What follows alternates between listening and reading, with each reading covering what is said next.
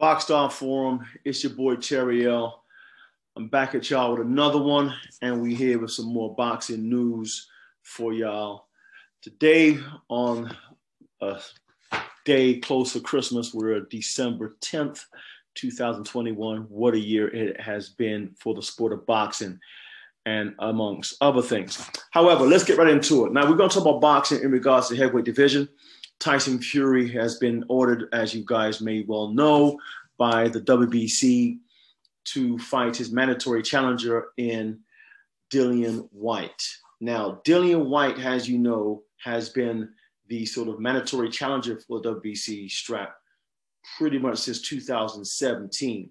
He's well overdue to have his first ever title shot. And I'm actually happy for the guy. I'm actually happy for this matchup, although I do believe the matchup weighs heavily in favor of Tyson Fury. He has to be the massive favorite for this fight.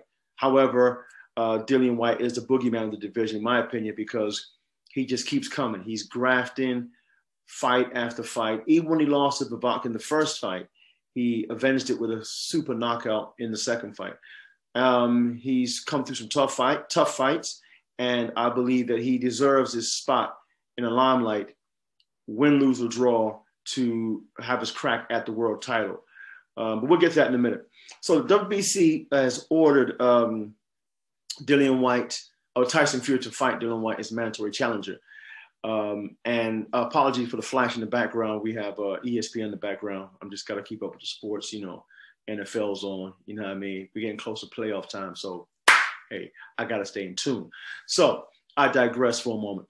The WBC has ordered Tyson Fury to fight Dillian Whyte as the mandatory challenger.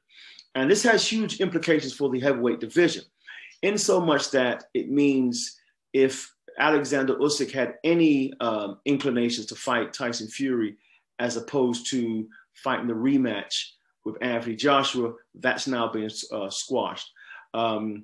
Because Wilder is exhausted. Wilder. He went right to the body. Here, that was he does not look the right hand.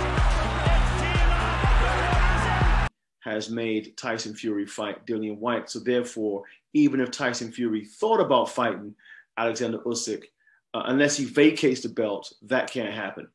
Also, on the other side of the coin, the unified champion Alexander Usyk, who holds WBO, WBA, and IBF strap, which he won sensationally from Anthony Joshua, he has a rematch clause triggered in a contract, and Anthony Joshua had triggered that clause, so he activated that clause. So therefore, Alexander Usyk has to fight Anthony Joshua unless he vacates the belts.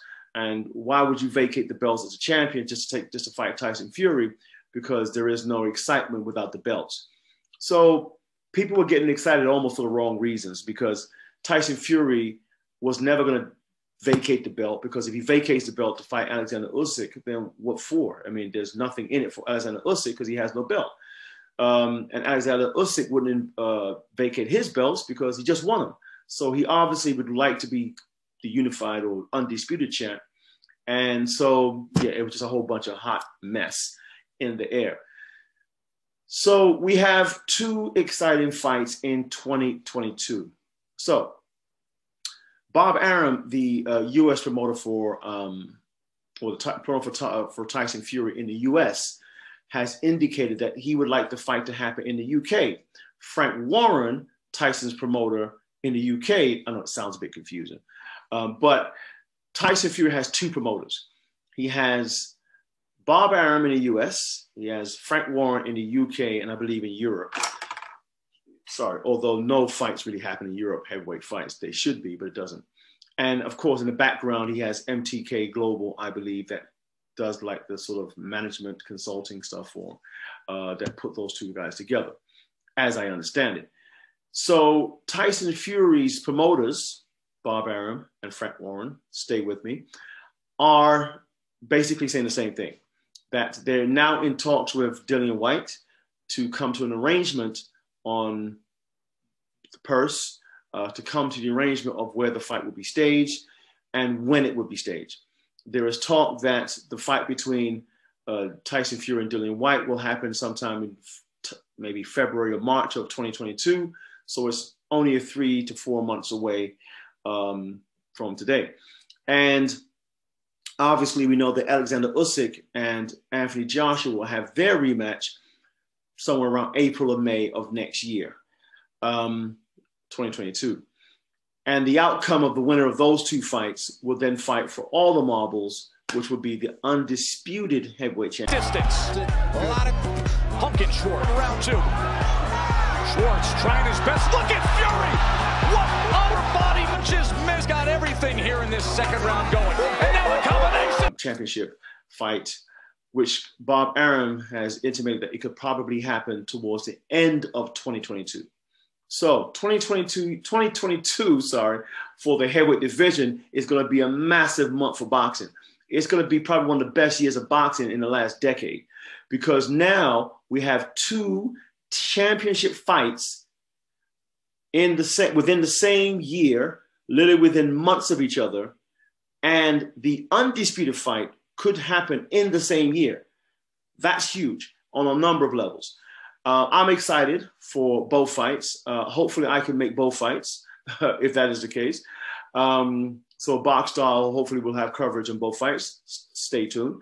And that could be huge implications for the UK market, because what that definitely would mean is that the heavyweight fights in 2022 will all be in the United Kingdom. So that means Dillian White's and Tyson Fury's fight will be in the UK, and obviously Anthony Joshua's fight will probably be in the UK, and then the undisputed fight will probably be in the UK. That's crazy. It's a good time to live in London, because something's popping off over here. Wembley Stadium, here we come. You understand? So whatever happens, I'm trying to be at 1, 2, if not all those fights, no doubt. So here's where we're at now. So now the thing is, what does that mean for the fight between Tyson Fury and Dillian White? Now, if they come to an agreement, which they probably would and should, it would be Tyson Fury. No, I wouldn't say Tyson Fury's biggest payday, because the payday between Tyson Fury and the trilogy fight with Deontay Wilder was in the region of 30 million plus.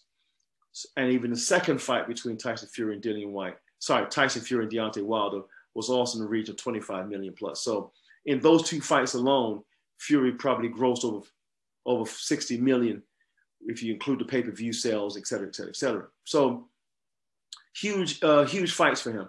So this fight would easily be the biggest fight for Dillian White, and good for the brother. I hope he gets those marbles and they pay him what he deserves, because he's earned it.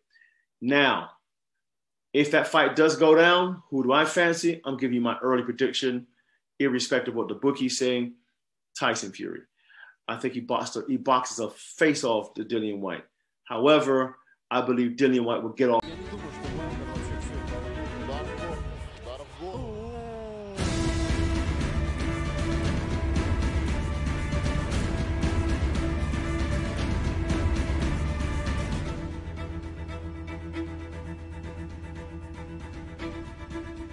The ruckus. Based on what I saw with Tyson Fury and Dillian White, what do I keep saying Dillian White for? Tyson Fury, pardon me, and Deontay Wilder, my value of Tyson Fury has gone up 4 notches, because I didn't expect Tyson Fury to do that to Deontay Wilder in any of those in the final 2 fights, the second and the third fight. So I believe that Tyson Fury's stock has risen immensely, and his status as a fighter has also increased and improved immensely, because now they know him for someone who has knockout power. So that's my take on what's going on in the boxing world. I'm excited.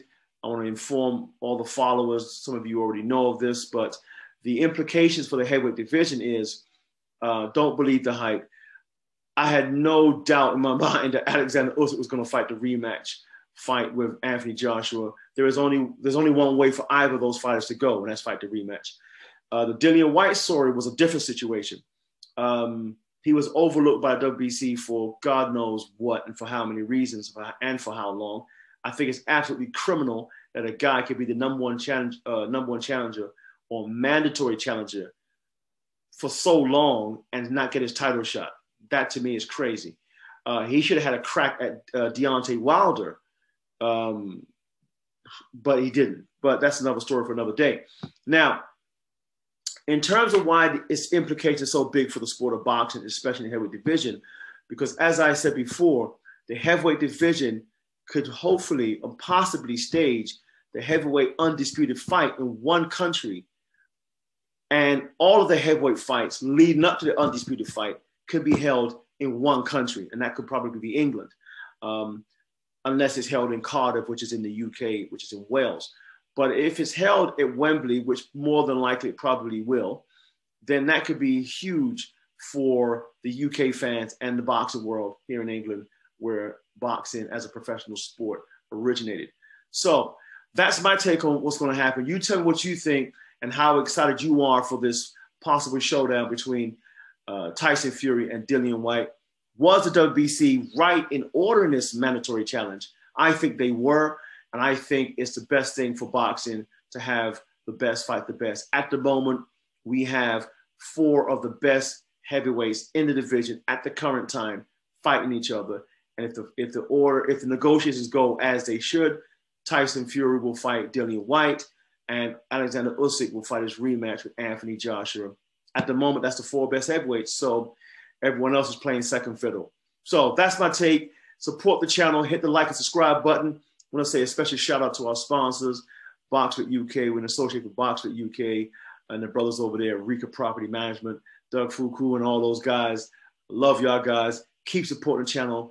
Public, keep supporting Boxstar Forum. We're doing things. Holla back. Till the next one, I'm out. Peace. I'm gonna float like a butterfly and sting like a bee. George King hit what his hands